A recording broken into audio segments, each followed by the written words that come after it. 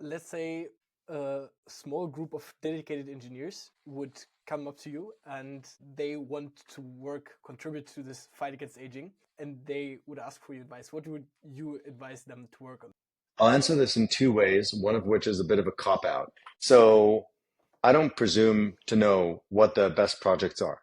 I would advise such a person or such a group of engineers to join Vitalism Foundation as members, and then connect with different people, go to programs like Longevity Biotech Fellowship, and further connect with people, get exposed to the different things people are working on, and also see where those problems intersect with their skills and passion, right? Because even a specific engineer or somebody with a skill set may have a preference and a passion in a certain kind of creative skill or predilection, and it's very hard to predict that ahead of time. Now, that's a bit of a cop out, even though I think it is the right thing to do. So if somebody is in that position, I would advise them to do that. Now, of course, they could hop on a call with me or with somebody who's, let's say, pretty well informed in the space and could brainstorm together to maybe shortcut that to find some specific match, right? Now, the other answer to that is more, let's say, specific answer that is just what I happen to be aware of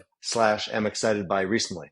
And that may or may not be the best thing. So, with that dose of humility, I'll say, I think that automation is really interesting in data collection and labs. So there's this idea that you could reimagine how lab experiments are done and combine AI, robotics, and biology in some sort of warehouse or cross-pollinated ecosystem and build out the data collection / experimentation layer of the future using those different technologies, because there'll be some specialization to tie them all together. Beyond that, for software engineers, there may be opportunities in figuring out how to collect data more effectively and then analyze it, because there's a bunch of data that exists. So for example, biobanks have data.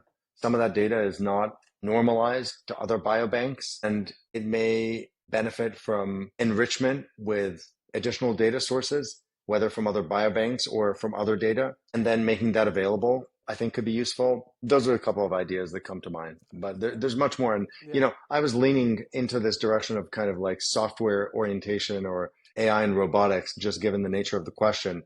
But of course, there's a lot to do with kind of more wet biology. That being said, because that hasn't been like my area of professional experience as much, I would advise just talking to people who are working on that, because they do need software support as well.